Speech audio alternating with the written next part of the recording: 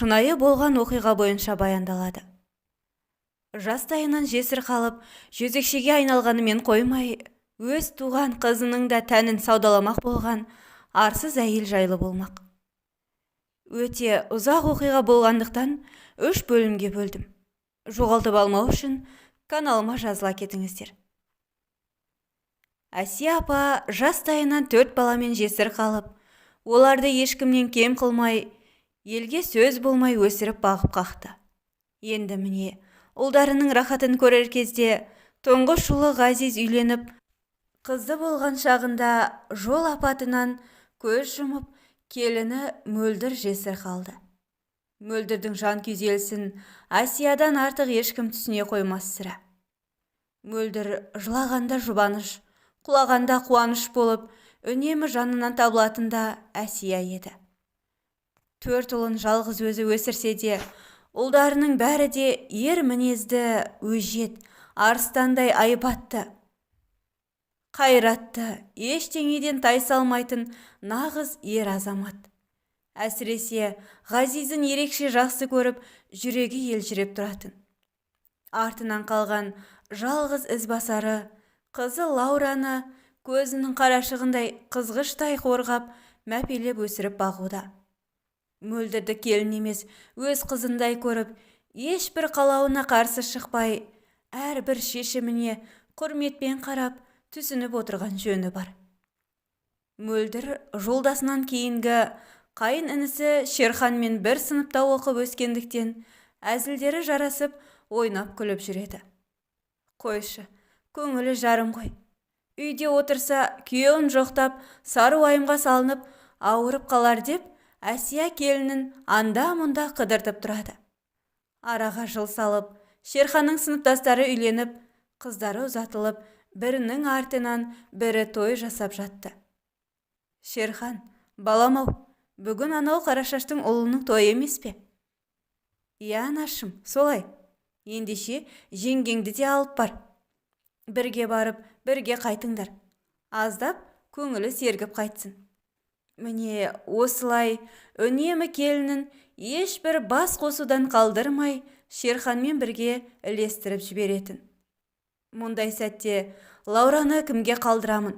Оған кім бас көз болады деп еш бас қатырған емес. Әсия немересін өз анасынан да жақсы күтіп баптайтын. Өзі жанына алып жатушы еді. Мөлдір еш уайым қайғысыз, ештеңеден таршылық көрмей, 3 қайын інісінің тапқанына жеп ішіп, киініп, өмір сүріп жүрді. Уақыт өте келе, етегі қысқарып, кеудесі ашылып, шашы жиналмай жүргені енесі Әсияға ұнамай бастады. Желпілдеп көшеден бері келмейді. Бірдеңе айтқысы келсе де, әуелі баста өзім еркіне жіберіп, аяғына тұсау салмай еркінсітіп жібердім. Енді несі ұрсамын деп, үндемей тілін тістеп қалатын. Алғашында рұқсат сұрап қана баратын жеріне барып, жалғыз кетсе, күн ұясына батпай тұрып, үйіне оралатын.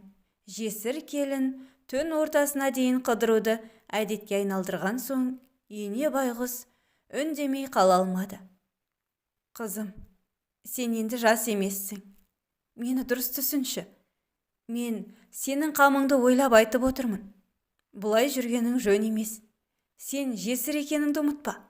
Егер ұлым тірі болса, іш киіммен жүрсең де үндемес едім. Бірақ сен қамқоршысынан, қорғаушысынан, арқа сүйер азаматынан айырылған бейбақ анасың. Саған сенген менен көшедегі аш көз, нәпсісін тежей алмайтын еркектерге сенбеймін. Сенің мына жүрісің қызыңның да атын ластайды. Сондықтан да ұстамды бол, салиқалы, сабырлы бола біл. Міне, ұлымның арамыздан кеткеніне 3 жылдан асты. Еш жиятын кезің жетті. Атаңнан айырылып, жесір қалғанымда, 3 күннің өзінде 4 ұлым үшін еңсемді тіктеп, міне содан бері өмір атты қара қазанның сорпасында қайнап, арпалысып келемін. Ұлдарым үшін отқа да түстім, суға да баттым. Аллаға шүкір, Енді міне солардың рахатын көріп жүрмін. Сенің де дәуренің келер. Апатай, мен артық кетсем, кешірім сұраймын. Тым еркінсіп кеткен секілдімін. Әсия келінінің екі беті ұяттан қып-қызыл болып, көзін төмен қаратып отырғанын көріп, ұяттан безбегеніне қуанып қалды. Мөлдірдің аз да болса жүрісі азайып, басынан орамалы түспей, ибалы келінге айнала бастады. Алайда Әсия орамалдың астына жасырынған арсыз келіннің істерінен бейхабар еді. Жақын, әрі туыс болып келетін сыныптасы үйленіп, үйіне кеш жасап, Шерхан мен Мөлдір бірге барды. Абыр-сабыр кіріп шығып жүрген адам көп. Туыс болған соң Мөлдір мен Шерхан қонақ болып отырмай, ары-бері шапқылап қызметте жүрді. Тек жастар ғана қалған соң, Әсия немере қызы екеуін үйіне жеткізіп салуға Шерханға өтініш жасады. Ал Мөлдірге жинап, жууға көмектес деп қалдырып кетті. Шерхан анасы мен қарындасын көлігімен үйіне жеткізіп, қайта келсе, адамдардың көбі кетіп азы қалыпты. Жеңгесі Мөлдірді көзіне көрінбеген соң ары-бері іздей бастады. Кеш өткен үйдегі жеңгесі Шерхан әлденені іздеп жүргенін байқады. Қайным, не іздеп жүрсің? Мөлдір жеңгем көрінбейді ғой, алып кетуге келген едім. Ол әлде қашан қайтып кеткен? Қалайша? Қайда кетті? Үйге қайтамын, сені алып кетеді деді ғой. Не болды? Екеуің жасырынбақ ойнап жүрсіңдер ме? Жарайды онда. Мен қайтайын деп, Шерхан жеңгесінің бұл әзіліне күлімдеп жауап қайтарғанмен көңілі көпті. Жеңгесінің бұл әрекетін еш түсіне алмай есеңгіреп қалды. Көлігін өте баяу айдап, жол жөнекей жеңгесін іздеумен үйіне жетті. Жол бойы мүмкін үйге жеткен болар деп ойлаумен келді. Үйге кіріп, олардың жолына қарап ұйықтамай отырған анасын көріп, абдырап қалды. Ұлым, неге жалғыз қайттың? Жеңген қайда? Үйге келмеді ме? Әй, балам, менен сұрағаның қалай сенің? Мен сені жеңгеңді алып келу үшін жіберген жоқпын ба? Әсия шошып, ұлы анасын қорқытып алмау үшін не деп жауап берерін білмей тұрғанда, Мөлдір де кіріп келді. Апа, мен келдім. Алаңдамаңыз, аман есенмін. Келін, сенің мұның не? Қайда жүрсің? Апа, бағана ана үйде әр нәрсені араластырып жеп, асқазаным жаман бүріп ауырды. Жеген тамағым қорытылсын деп, жаяу жүріп келдім. Егер сізді алаңдатсам, кешірім сұраймын. Түн ішінде жалғыз жүргенің не? Асқазаның ауырса дәрі ішсең болар еді ғой. Жалғыз емес, Бағланмен бірге қайттым. Шерханнан бір жас үлкен үйленген жігіттің араласатын досы. Әсиямен көрші тұратын үйдің баласы. Жарайды онда. Шаршаған боларсыңдар. Жатып демалыңдар. Бағланның қыз құмарлығынан хабардар Шерхан ашулана жеңгесіне қарап, тісін қайрап, ашудан жарылардай күйге түсті. Алайда анасына жеңгем мен қарындасыма қамқор боламын деп, ағамның орнын жоқтатпаймын, көз жастарының төгілуіне жол бермеймін деп серт бергендіктен үнсіз жұдырығын жұмып қала берді. Мөлдірдің бұлай жоғалып кетуі мұнымен біте қойған жоқ. Үнемі бір себеп тауып, сытылып шығып кетеді. Ел арасында ол жайлы түрлі пікірлер жайыла бастады. Шерхан мен екі бауыры Берік пен Алихан жеңгесіне тіл тигізген жігіттердің бәрімен жаға жыртысып шаршады. Түн ортасында Мөлдір шырт ұйқыда жатқан болатын. Кенет біреу аузын бүркеп, тұншығып, дем жетпей өліп қала жаздады. Көзін ашса, тас төбесінде Шерхан тұр. Тыныш дыбысыңды шығарма. Тынышталсаң ғана жіберемін жеңге. Мөлдір келіскенін білдіріп, басын изеді. Сенің мұның не? Не істеп тұрсың? Не болды? Ұнамай қалды ма? Мен саған не істедім? Бері қара, мені жақсылап тыңдап ал. Мен сенің былықтарыңның бәрін білемін. Анам үшін ғана саған төзіп жүрмін. Әр жігітпен бір аймаласқаныңды доғар. Әбден қарабет еттің бізді.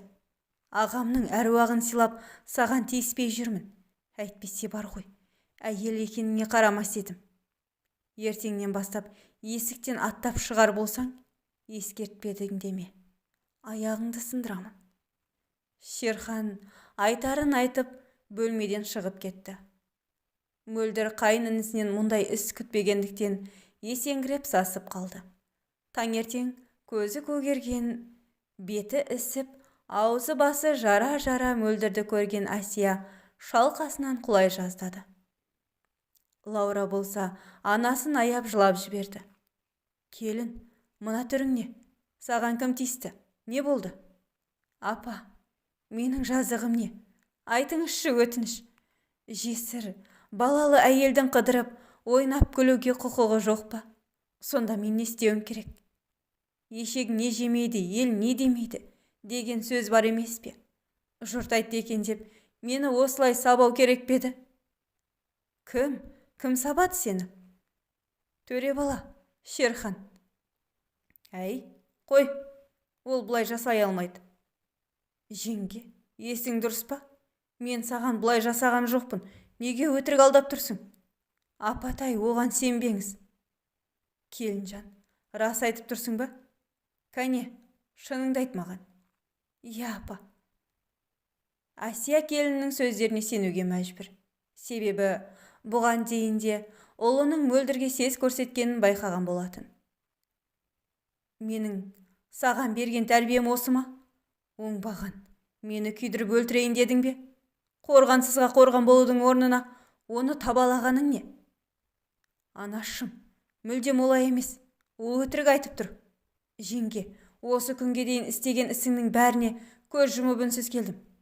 Бұлай өтірік бейшара адамның рөлін сомдауды тоқтат. Сенің кесіріңнен көшеде жүзімізді төмен қаратып жүретін болдық. Мен ештеңе істеген жоқпын. Оның бәрі де жала. Жел тұрмаса, шөптің басы қимылдамайды. Жұрт солай десе, демек, сені әр қуыста еркектермен аймаласқаныңды көрген болар. Апа, сіз де бұл өсек аянның хабардар емессіз бе? Қалайша үнсіз жүрсіз? Балам, осымен тоқтат. Болды, үндеме. Жұрттың сөзіне еріп, Ғазизімнің аманаты, жалғыз ғана мұрасы, жалғыз тұяғын, Лаура тайымды үйден қуып жіберуім керек пе? Әр түн сайын ұлым түсіме кіріп, апатайым, менің қарлығашыма қамқор болшы деп өтінеді. Ертеңгі күні оның сұрағына не деп жауап беремін? Жұрт не айтса да маған бәрібір. Ұқтың ба? Ендігі жерде жеңгеңе сес көрсеткеніңді көрсем, аямаймын. Әсия ұлының жан күйзелсін, жеңгесінің арсыз әрекеттеріне әрең төзіп жүргенін түсініп тұрса да, жұбатудың орнына жығылғанға жұдырық болып, келінін қорғап, ұлына жекіріп сөйлеп тастады. Әуел басында келініне ақ батасын беріп, еркіндікке жібергісі келген. Алайда ана жүрегі ұлының жалғыз ізбасары немере қызы Лаураны қимай, келінін өз үйінде еркіндікте ұстағысы келген еді. Бұл ойының жансақ екеніне талай көзі жетсе де, немере қызының болашағына алаңдап, ешқайда жібергісі келмей, арсыз келінінің ісіне үнемі көз жұма қарады. Бәріне де үнсіз төзді. Анасының сөзінен аса алмаған үш жігіт жеңгелерінің ісіне әрең шыдап жүрді. Кейде ашу үстінде дауыс көтеріп қалатын кездері де болды. Сол кезде қорқып тұрған Лаура мен анасының жаутаңдап тұрған көздеріне қарап ашуын тізгіндеп қалатын. Анашым, мына сұмдықтың шегі болады ма? Жаныма жақын, дос, бауырдың бәрі менен араласуды қойды. Бәріне күлкі болдым. Қайтейін, балам? Ол Лаураны қару ретінде пайдаланып отыр. Үйден кетсе, Лаураны да алып кетеді емес пе? Ғазизімнің жалғыз тұяғы аманатынан айырылып қалғым келмейді. Ол қызды да өзі секілді бұзып тынады. Жалынамын, құрбаның болайын. Мен үшін оған тиіспеші. бір күні өзі ақылға келер. Ол ақылға келемін дегенше біз тірі өлікке айналатын шығармыз, апа. Қой, олай деме. Жарайды, бәрі де сіз бенен қарындасым үшін. Шерхан анасына уәде беріп, жеңгесіне аузын ашып артық сөз айтпауға келісті. Шерхан құрылыс бригадирі болып жұмыс атқаратын. Қол астында 5-6 жұмысшы бар. Кешке қарай жұмысшылары мен жаңа тапсырыс иесінің іргетасы қаланып, қабырғасы көтерілген үйін көруге барды. Қараңғы түсіп қалған. Қолдарына қол шамалып, бітпеген үйді айналып көріп жүрді. Сол сәтте терезеден секіріп шығып, әлде бір еркектің қашып бара жатқанын байқады. Үй иесі мен Шерхан сол мезетте қашқан адам шыққан терезеге қарай жүгірді. Қол шамды жаққаны сол еді. Жалаңаш, асығып киініп жатқан әйел адамды бәрі де көрді. Үй иесі дереу Шерхан көрмесін деп, оны шетке қарай сүйрей бастады. Жіберіңіз мені. Маған көруге болмайтындай, ол не көрініс соншама? Шерхан, қоя қойыным. Ашуға ерік берме. Шерхан бой бермей, сытылып шығып, қолшамның жарығымен жалаңаш денесін бүркеп отырған жеңгесін көрді. Көзбен көргеннің күйігі жаман дейді ғой. Қаншама сөз естісе де, бұлай жігіттің жанын азаптамаған еді. Сол жерде жатқан ірі тастарды жеңгесіне қарай лақтыра бастады. Қарғыс атқыр, атаңа лағнет. Сен секілді жеңгенің. Алла тағала ағамның қай күнәсі үшін сені оған жар етті екен. Құрып кеткір хайуан. Бәрімізді де өлтіріп тындырдың ау. Қой бауырым, өзіңді ұста. Ондайларға сөзіңді зая етіп қайтесің. Я, Басеке қайтесіз? Әй жеңге, тезірек кетсеңші, әйтпесе өлтіріп қояды қазір. Мөлдір жартылай жалаңаш қаша жөнелді. Шерхан жер ұрып, жылап қала берді. Жанындағылар жұбатып, есін жиып, кері қайтты. Жанындағылардан бөлініп, мазаратқа ағасының қабірінің басына барды. Ағасының бейітін көз жасымен суарып, жан айқайын айтып үйіне кері қайтты. Үйіне жақындаған сәтте бір топ адамның бірін-бірі жұлқылап, қырық пышақ болып жатқанын байқады. Жандарына асыға жетіп барды. Жаңағы құрылысы бітпеген үйден қашып шыққан еркектің анасы, келіншегі, қарындас әпкелері келіп, мөлдірді талап жеп жатыр екен. Ұятсыз, біреудің отбасын ойрандаудан қорықпайсың ба? Лағнет атсын сені жексұрын. Өзің ұятсыз. Қойныңдағы байыңа иелік ете алмасаң, мен кінәлімін бе? Келін, кешірім сұрай салшы.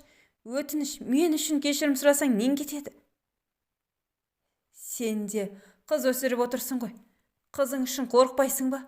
Шешесіне қарап қызын ал деген аталы сөз бар. Сендей шешеден туған қызды кім алады ертең? Өзі секілді әркімнің қойнында жатқызатын шығар. Шерхан Лаураға сөз тигізіп жатқандықтан, айқай шудан анасының қиналып, көз жасын төгіп тұрғанын көріп шыдап тұра алмады.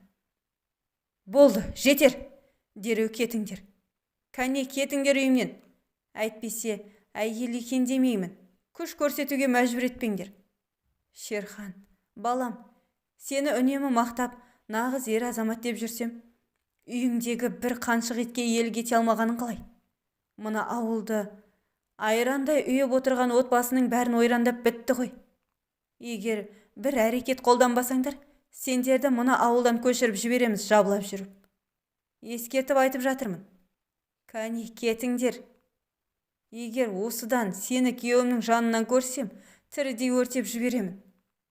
Қолыңнан келсе, қонышыңнан бас. Жеңге, жап аузыңды. Жаппаймын. Мен сұлу болғаным үшін кінәлім бе? Өзің ұсқынсыз, нас, салақ болып, төтін сасып жүрсең, күйеуің өзгеге қарамағанда қайтсын. Ұятсыз, айтып тұрған қарашы мынаның. Әйелдері бірін-бірін түтіп жей бастады. Шерхан әрең ажыратып, жеңгесін үйіне күштеп кіргізіп, өзгелерін келген жағына қайтарып жіберді. Ашудан жарылардай болып тұрған Шерхан жеңгесін айқайлап сыртқа шақырды. Ей қатын, сені жеңге деп айтуға арланам. Шық мұнда. Балам, ашуыңды бас, ақмақты жасама. Сен маған ант еткенсің.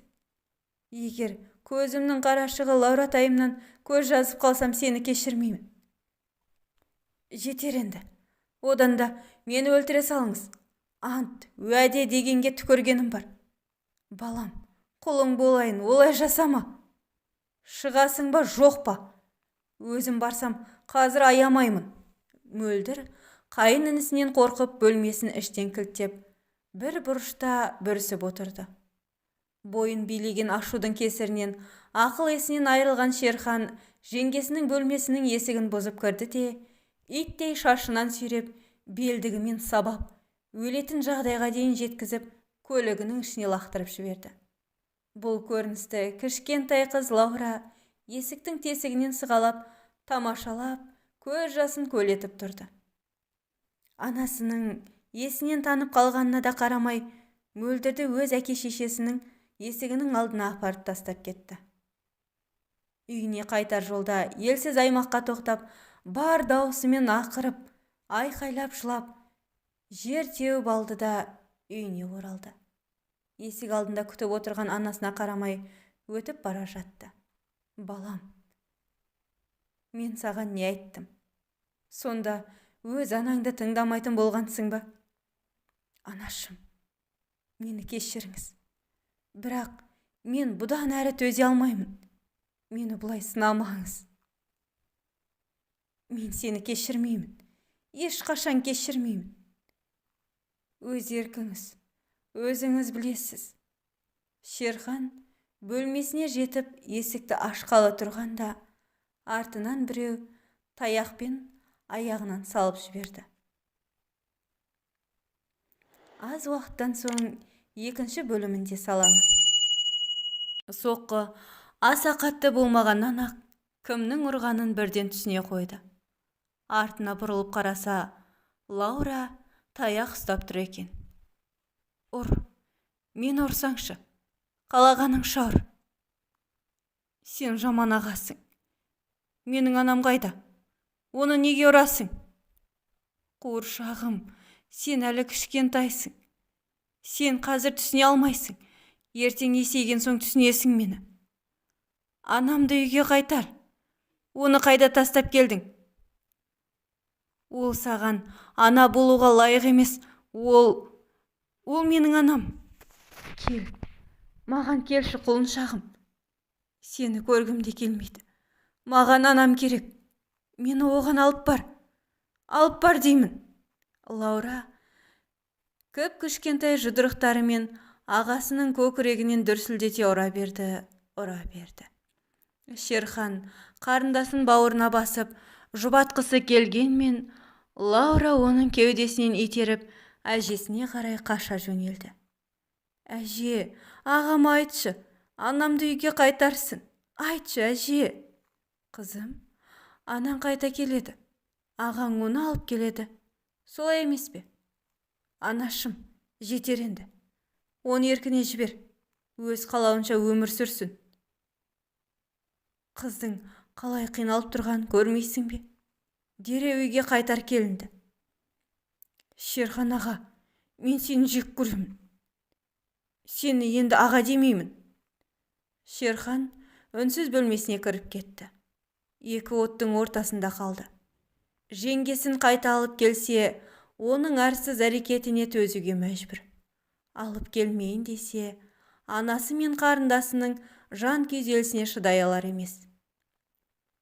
Екі ойлы болып отырғанда ер адамдардың айқайлаған дауысы естілді. Мөлдірдің бір топ аға інілері баса көктеп кіріп келіп Шерханды аямай тепкілеп, ит терісіне басына қаптады.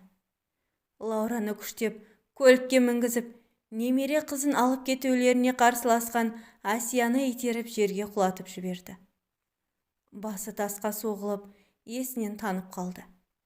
Берік пен Алихан үйге келіп, анасы мен ағасын қансырап жатқанын көріп, дереу жедел жәрдем шақырды. Екеуін де жедел ауруханаға жеткізді. Шерханның қабырғасы сынып, орнынан қозғала алмай ауруханада жатты. Есін жиған кезде ең алдымен туыстарын емес, полиция қызметкерлерін көрді. Сәлеметсіз бе? Сіз Шерхан Амангелдіұлы боласыз ба?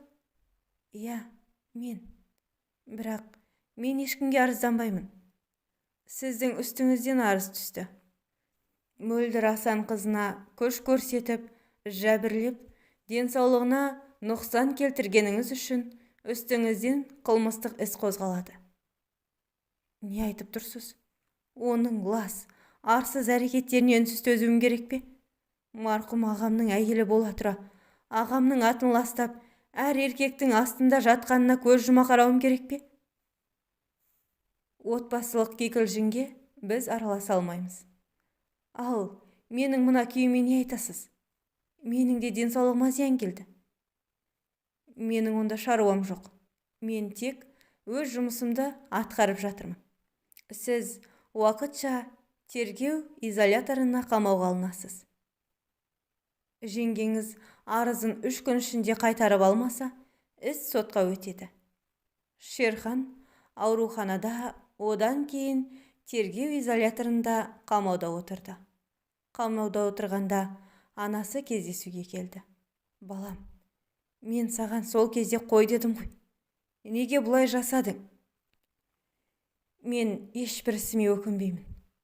Оған бұл да аз. Оның ағаларының таныс тамырлары көп екенін білесің. Олар сенің түбіңе жетеді. Қырсыға бергенді қой. Мөлдір келін денсаулығын қалпына келтіру үшін өтемақы сұрап отыр. Сұрағанын берсек, арызын қайтып алар екен. Не? Есіңіз дұрыс па? Оған бір тиын да бермеңіз. Ал менің намысымның, сіздің көз жасыңыздың өтемін кім өтейді? Балам, ағаңнан айырылғаным аз беді. Енді сенен де айырылып қалғым келмейді. Дүние болса бітер. Бәрі менің кінәм. Мен сенен кешірім сұраймын. Анашым, жетер енді. Мені бұлай азаптамаңыз. Қашанға дейін сол әйелдің айдауына көнуіміз керек. Уәде беремін, осымен бәрі бітеді. Мен енді Мөлдір мен Лаураның атын аузыма да алмаймын. Бар, бәле осымен кетсін. Сұрағанын берейік. Анашым, білем, Лаураны ұмыту оңайға соқпайды. Бірақ бір түсінгенім, екі таңдаудың біріне тоқталуым керек екен. Сенің өміріңді ойрандауға хақым жоқ. Онсыз да саған көрсетпеген қорлығым қалмады. Түсініңізші, мен де Лаура үшін алаңдаймын. Бірақ заң бар емес пе? Ол қашан бой жетіп, өз таңдауын жасай алатын кез келгенше, оны анасынан ажырата алмаймыз. Сен не десең де көнемін. Тек мына темір қапастан аман есен босанып шықшы, ұлым. Кездесуге берілген уақыт аяқталып, ана мен бала бірін-бірі қимай қоштасты. Шерханның темір тұлпарын берік сатып, Мөлдірдің сұраған ақшасын апарып берді. Осылайша Мөлдір өз арызын қайтарып алып, Шерхан бостандыққа шықты. Үйден береке қашқан.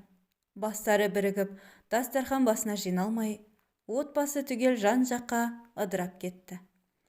Асияның 3 ұлы да күн шыққаннан жұмысқа кетіп, қараңғы түскенде бірақ келеді. Асия таңнан кешке дейін Лаураның киімін иіскелеп, құшағына басып, сағынышын басады. Жылай-жылай көзінің жасы таусылуға да шақ. Тап бір, ешбір тірі жан тұрмайтын үй секілді. Бұл тыныштықты бір топ ер адамның дауысы бұзып жіберді. Есіктің алдына гүрілдеп келіп, жүк көлігі тоқтады. Мөлдірдің анасы бір топ жігіттерді ерте келіп, үйдің астан-кестеңін шығарып, кезінде Мөлдірдің артынан келген дүниенің барлығын түгел жинап алып кетті. Тоңазытқыштағы астың бәрін жан-жаққа лақтырып, төгіп шашып, төсеніш, кілем, жиһазға дейін түгел жинап алып кетті. Асияны тыңдап, елеген бір адам жоқ. Жатын бөлмеде тұратын марқұм Ғазизұлының суретінің айнасы сынып, байғұс ана сол суретке қарап отырып егіле жылады. Ананың ұлына деген сағынышын өлең жолдарымен жеткізіп көрейін. Сезім шіркін, көңілдерді кернеген, қимастықтың күйін шертіп тербеген. Күтпеп едік, көріп жүрміз бүгінде, қиындықты біздер бұрын көрмеген. Сағыныштан жүрек тулап алқынды, жылағаннан көз жасымда сарқылды. Жол апаты болған сол бір күрең күзде мәңгілікке жоғалттым өзіңдей алтынды. Бақыт дейді, бақыт бар ма жалғанда? Көнеміз ғой тағдыр басқа салғанға. Өзімді мен санаушы едім бақытты, 4 ұлымда ортамызда болғанда. Алла алды өзі берген жандарын, тілеймін мен жұмақтан орын болғанын. Туыс, бауыр, достарыңнан сұраймын, дұға оқып естеріне алғанын. Көре алмай тіршіліктің көп қызығын, тата алмай шаттық өмір тәттілігін. Жарқырап келе жатқан жұлдызымен, әттең ай, ерте сөнді-ау от ғұмырың. Қыранымен шырқар биік аспанға, айналардай ұлым едің мақтанға. Пенделіктің ашпай жатып пердесін, періште боп ұшып кеттің аспанға. Шаңырақтың еркеседің, серкеседің, өнердің еншілеп ең ерте шебін. Анашым деп өткен асыл құлынымай, жамбасыңа батпасын жер төсегің. Әсия көз жасын көл етіп отырғанда, ұлдары жұмыстан келіп, айналаға көз жүгіртіп, не болғанын бірден түсінді. Айттым ғой, мен сізге заттарын түгел сыртқа шығарып тастайық деп. Анашым, жыламаңыз. Берік ашуға булығып, үйден шыққалы жатқанда Әсия тоқтатып қалды. Жетер, бәрі бітсін. Менің ол арсыз келінмен күресуге дәрменім қалмады. Жолама оларға. Қалағанның бәрін алсын. Тек бізді тыныш қойсыншы. Анашым, жыламаңыз. 3 ұлы 3 жақтан анасын құшақтап, жұбатып, көзінің жасын сүртіп, үй ішін ретке келтірді. Бірі еден жуып, бірі сыпырып, жұмыстан шаршап келгендеріне қарамастан, таңға дейін тыным таппады. Әсияның бар ойы Ғазизұлының жалғыз ізін жалғар қызы Лаурада. Күні түні ойлай, ой түбіне жете алар емес. Күндіз күлкі, түнде ұйқыдан айырылды. Ел жұрт арасында жайылған бұл отбасы жайлы түрлі өсектер Әсияның құлағына да жетіп отырды. Тесік құлақ болған соң естімеуі мүмкін емес қой. Әр адамның сөзін жүрегіне жақын қабылдап, жүйкесі жұқарып, дәрмені таусылып, өмірге деген құлшынысы төмендеп, төсек тартып жатып қалды. Анасы үшін қатты алаңдаған ұлдарынан да маза кетті. Анашым, бұл жерден көшіп кетейікші. Балам-ау, қайда барамыз? Бізді ешкім танымайтын басқа қалаға қоныс аударайық. Жаңа орта, жаңа дос табайық. Әкеңнен қалған Ғазизімнің иісі сіңген мына үйді қалай қиып тастап кетемін? Бұл үйдің әр бұрышы естеліктерге толып тұр. Жоқ, мен ешқайда көшпеймін. Мен өлген соң қалаған жақтарыңа кете беріңдер. Өлсем, осы үйден өлігім шықсын. Шерхан мен бауырлары қанша үгіттесе де анасын көндіре алмады. Әр түн сайын марқұм ұлының суретіне телміріп, Лаураның иісі сіңген жейдесін иіскей отырып, көз жасын көл ететін Әсияның жан азабы 3 ұлының жандарын азаптап, төзімдерін таусытты. Шерхан анасынан жасырын түрде ақылдаспай тұрып жатқан үйлерін сатып жіберді. Жұмыс бабымен басқа қалаға барып қайтамын деп, Анасын алдаған Шерхан үй сатып алып қайтты. Анашым, сізге айтар сөзім бар. Мен сізді алдап, Алматыға жұмысқа емес, үй алуға барып қайттым. Жаңа үй сатып алдым. Бар жағдай жасалған. Мына үйден ештеңе алмаймыз.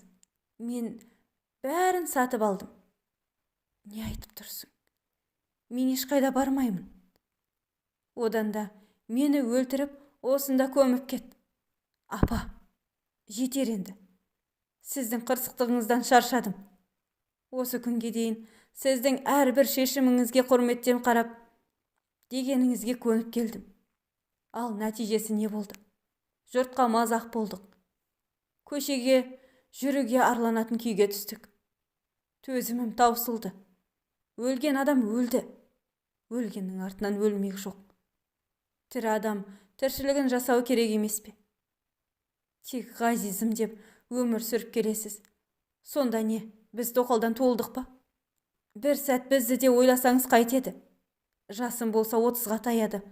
Осы баламды үйлендіріп, үйлі жайлы етсем деп ойлайсыз ба, жоқ па? Мен де пендемін ғой. Адам құсап, өмір сүруге мұрша беріңізші. Балам. Не балам? Балам дейсіз-ау, бірақ менің көзімдегі мұңды көрмейсіз. Кешірші мені, ұлым. Мені таңдау жасауға мәжбүр етпеңіз. Бізбен бірге кетесіз бе? Егер сен солай шешім қабылдасаң, жарайды. Көнбеске амал бар ма? Шерхан анасы мен бауырларын ертіп, өзге қалаға қоныс аударды. Жаңа орта, жаңа жұмыс, жаңа таныс тауып, көп ұзамай ибалы, тәрбиелі қызға үйленді. Келіншегі Әйгерім көркіне ақылы сай болып, енесіне күтім жасап, үнемі көңілін аулап, Әсияның жүзіне күлкі үйіріле бастады. Алайда жалғыз қалғанда Лаураны бір сәтке де ойынан шығара алмайтын. Қайда, қалай жүр? Не ішіп, не жеді екен? Киімі бүтін, қарны тоқ па екен деген сұрақтар санасын жаулап маза бермейтін. Ал бұл кезде Мөлдірдің арам, арсыз әрекетінен хабардар болған әкесі мен бауырлары қызы екеуін үйден қуып жіберген болатын. Барар жері болмай, Әсияның үйіне келіп, олардың із-түссіз артынан із қалдырмай көшіп кеткеннен хабардар болды. Әр жерде пәтер жалдап, арын сатып, жалдаған үйін жын ойнаққа айналдырып, үй иесі үйден қуып, қызы екеуі тентіреп жүретін. Жатар алдында анасы екеуі ғана жатып, түн ортасында оянса бөгде адамды көретін Лаура алғашында бұл сенің әкең деген анасының сөзіне иланып мәз болатын. Таңертең оянған сайын әкем қайда кетті деп анасының мазасын алатын. Тек қараңғы түнде ғана көлеңкесін көретін әкесінің әр түн сайын ауысатынын кіп-кішкентай қыз қайдан білсін. Ішерге ас суы болмаса да бетіне жағар 5 тонна бояуы бар Мөлдір қызын еш ойлаған емес. Тіпті мектепке де берген жоқ. Өйткені тұрақты тұрар мекені болған жоқ. Алайда қызын тастап кетуге де қимайды. Уақыт өте келе Лаура өте сұлу болып бой жетті. Ешқандай да әкесінің жоқ екенін, анасының қандай кәсіппен айналысатынын түсінген бой жеткен әр түнді қорқынышпен өткізетін. Себебі анасына келген еркек деп атауға арзымайтын қаңғыбас иттер Лаураға да көз салып қоятын кездер болған. Анасының бұл ісінен әбден арланып, жиіркенетін бой жеткен талай рет анасынан қашып та көрді. Білімі жоқ, аңқау, аузы ашық өрімдей жас қыз талай алаяқтың құрбаны болып, жұмысының ақысын ала алмай, далада жаурап жасынап, ақыр соңы анасына қайтып келетін. Ағаларын іздегісі келген. Бірақ қайдан іздерін, кімнен көмек сұрарын да білмей жүрді. Әжесін сағынып, мені іздеп тапсы екен деген арманға сеніп күтуден басқа амалы қалмады. Бұл кезде Асия Шерханның бір ұл, бір қызымен алданып, солардың қызығына бөленіп жүрген еді. Берік те үйленіп, сұлуша шатты сұлуды өзіне жар етті. Аллаға шүкір, екі келіні де адалынан келді. Бір-бірінен өткен ақылды. Анашым деп Асияның асты үстіне түседі. Алайда тұңғыш немересі Лаураны ойлауын тоқтатқан емес. Қателік жасаған адамнан қорықпа. Бір қателікті екінші рет жасаған адамнан қорық деген сөз бар. Лаураны өмірдің өзі шыңдап, әрбір қателігінен сабақ алып, жігерлі де төзімді батыл қызға айналды. Өз арбасын өзі сүйреп, қара жұмыс істеп, нанын тауып жеп жүрді. Мөлдір болса, сол баяғыша түнгі көбелектік кәсібін тоқтатқан емес. Асияның жүрегі сыр беріп, бір аяғы төрде, бір аяғы көрде болып, төсек тартып жатып қалды. Шерханды жанына шақырып, ішкі сырын ақтарды. Ұлым, менің дәм тұзым таусылуға шақ. Саған айтар соңғы тілегім бар. Айта беріңіз, анашым. Лауратайымның жағдайын білгім келеді. Оны іздеп көрші, өтініш. Оның жағдайы жақсы екеніне көз жеткізгім келеді. Анашым, мен де оны бір сәт есімнен шығарған емеспін. Бірақ оны қайдан іздеймін? Тырысып көрші, балам. Қолымнан келгеннің бәрін жасап көремін. Шерхан Мөлдір мен Лаура жайлы сұрастырып, көшіп кеткен ауылдарына қайта барды.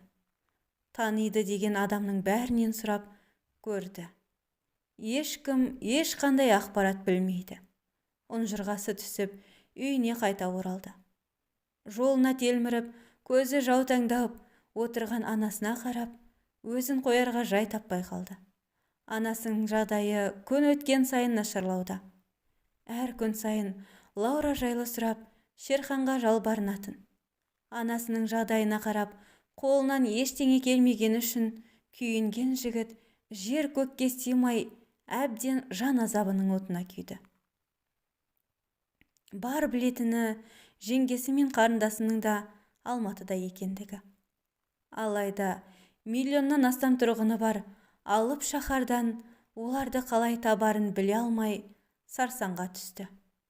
Ақыр соңы ойлана келе ессіз әрекетке көшті. Аңға шыққан аңшыдай өтірік қыз құмар жігіттің кейпіне еніп, әрбір жын ойнақтың есігін сығалап көрді. Ақысын төлеп, жезекшені жалға алғанымен оларға жақындауға жиіркеніп, бетіне түкіріп кететін. Бір шама уақыт іздеп, Мөлдірді әрең тапты. Ақысын төлеп, бөлмеде күтіп отырды. Клиенттің құмарын басамын деп келген келіншек бұрынғы қайын інісін көргенде есеңгіреп қалды. Есінен адасқан адамдай тоқтамай күле берді. Сенсің бе? Бір кездердегі өжет, батыл, қаһарман жігіт қайда кеткен? Жабаусыңды. Мен сенің кесіріңнен осындай күйге түстім. Сендей адам бейнесіндегі шайтандарға түкіргенім бар. Мені неге істедің? Лаура қарындасым қайда? Оны саған не үшін айтуым керек? Сен оған ешкім емессің. Кет, жоғал. Мені күш көрсетуге мәжбүр етпе. Жаныңның барында айт. Айтпаймын. Сендерге қызымды бермеймін. Шерхан осы күнге дейін бойын кернеген ашудың бәрін сыртқа шығарып, жеңгесін қылқындыра бастады. Кәне, айт деймін. Жібер, мені өлтіресің. Айт, Лаура қайда? Қазір айқайлаймын. Шақыр, кәне.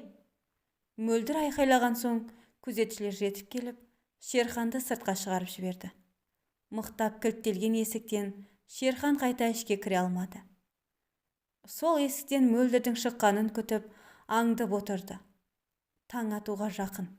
Айдың жарығынан бәрі де ап-анық көрініп, әрбір тіршілік иесін көзден таса қылмай бақылап отырды. Әлгі есіктің алдына қымбат көлік келіп тоқтады. Іштен мөлдір шығып, көлікке мініп, көлік иесімен өбісіп құшақтасып, бір шама уақыт отырды. Көткен сәт жетіп, көлік оталды. Осы сәтті асыға көткен Шерхан көліктің артынан еріп отырды. Өңкей бай бағландар тұратын қымбат ауданда орналасқан шағын үйге әлгі екеуі кіріп кетті. Шерхан көлік ішінде түнеп, мөлдірдің үйден кетер кезін күтіп отырды. Бір кезде әлгі еркек шықты. Артынан ұзамай мөлдір шығып, үйден ұзай қоймаған жанындағы ер адамның көлігіне мініп, әлденені алды да сөмкесіне салды. Алыстан бақылап тұрса да, ақша алғанын бірден сезіп, клиенттерінің бірі болар деп ойлап қойды. Мөлдір үйден алыстаған соң, үйге кіріп есікті тоқылдатты.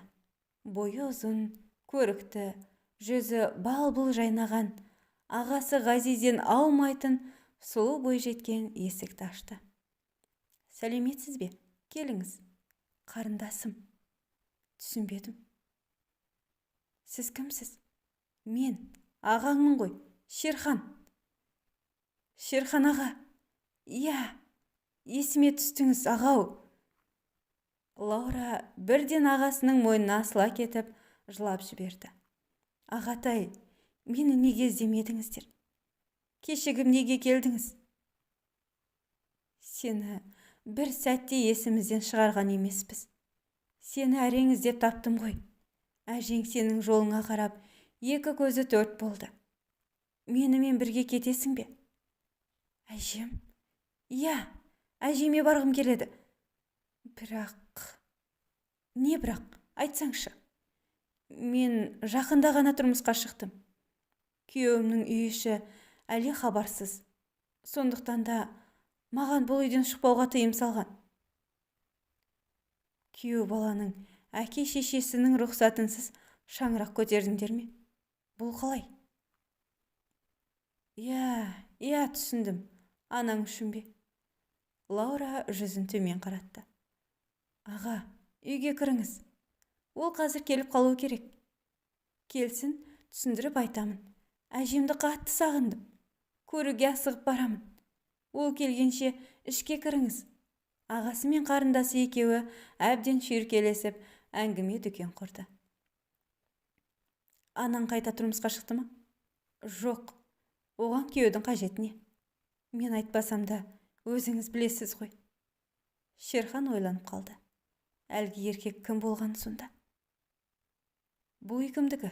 Қашаннан бері тұрасыңдар? Бұл үйге жақында ғана көшіп келдік. Менің күйеуім сыйлады. Солай ма? Сол сәтте сыртқы есіктің ашылғанын байқап, Лаура есік жаққа қарай жүгірді. Шерхан аға, міне, оның өзі де келді. Жан, білесің ғой, саған ағаларым жайлы айтып едім. Сол ағам мені іздеп келді. Есіктен кірген Лаураның күйеуін көрген бойда, Шерхан орнынан атып тұрып, күйеу баласының жағасына жармаса кетті. Аға, сіздің мұның өзіне, оны неге ұрасыз? Күйеуім дегенің осы адам ба? Мен бұл итті анаңның көңілдесінің бірі болар десем? Неге олай дейсіз? Мен сені табу үшін анаңның артынан аңдып жүрдім. Кеше ғана екеуі көлікте жабысып, сүйісіп отырды. Өз көзіммен көрдім. Бұл қалай сонда? Жоқ, аға, не айтып тұрсыз? Айт кәне шыныңды. Ана арсыз қатын екеуің не бүлдіріп жүрсіңдер? Қандай жоспар құрдыңдар? Оған не үшін ақша төледің жаңа ғана? Ақша дейсіз бе? Анам ақша төледің бе? Азамат, не болып жатыр? Шерхан әлгі итті сөйлемесіне қоймай, ұрып теуіп тастады. Нәтижесінде бәрін баяндап берді. Иә, бәрін айтамын. Тек мен ұрмаңыз. Лаура, мен саған күйеу емеспін. Болмаймын да. Өйткені менің әйелім, бала-шағам бар. Құдай тас төбемнен ұрсын мені. Мені кешірші. Мен тек сенімен уақыт өткізу үшін ғана жүрмін. Мұның бәріне анаң кінәлі. Сенімен мауқымды басқан соң өтірік жанжалдасып, айырылысып кетуім керек болған. Енді міне, бәрін өзің білесің. Мен саған сендім ғой. Бұлай істеуге қалай дәтің барды? Оңбағандар. Шерхан әлгі жігітті иттей етіп өлімше сабап, Лаураны ертіп үйден шығып, өз үйіне алып барды. Лаураға не айтса да, қыз байғұсты жұбата алмай-ақ қойды. Лаура, әжеңді жақсы көресің бе? Оны сағындың ба? Иә, өте қатты. Олай болса жылама. Әжеңнің жағдайы ауыр. Сенің мына жағдайыңды көрсе, жаны қиналып, жағдайы тіптен нашарлап кетеді. Жарайды, аға. Аға. Иә, айта бер. Дер кезінде келіп, менің көзімді ашқаныңыз үшін алғысым шексіз. Әйтпесе, ана арсыз әйел мені қаншама жалған күйеуге берері беймәлім еді. Мен оны анам ғой деп жүрсем, енді менің ондай анам жоқ. Бәрі жақсы болады. Бәрін ұмытасың. Үйіне жетсе, жедел жәрдем көлігі тұр екен. Екеуі де жүгіре ішке кірді. Асияның жағдайы ауыр. Кеудесінен жаны шығуға шақ қалыпты. Немере қызын көріп, қолын әрең көтеріп, Лаураның жүзін сипады да, күлімдеп тұрып, жан тәсілім етті. Әжесімен қаншама жылдан кейін енді ғана қауышқан байғұс қыз, әжем-ай деп, ботадай боздап қала берді. Шерхан мен бауырлары Лаура үшін бәрін де жасады. Олардың ұл қыздары мен өзін жұбатқан Лаураның бәрібірде көңілінде анам маған неге бұлай жасады деген ой қалып қойды. Анасын сол күйі қайта кезіктірмеді. Тіпті өлі немесе тірі екенін білуге де қызықпады. Шерхан мен Беріктің келіншегі үнемі Лаураға қамқор болып, ақылдарын айтып, өмірге деген құштарлығын оятты. Тігіншілік курс оқып, ағалары ашып берген ательеде жұмыс жасап жүрді. Жеңгелері жеңгетайлық етіп, жақсы ер азаматқа тұрмысқа берді. Дүркіретіп, ұзату тойында жасап берді. Алайда Лаураның ойынан арсыз анасының істеген иттігі бір сәтке шыққан емес. Зейін қойып, тыңдағаныңыз үшін көп рахмет. Каналға жазыла кетіңіз.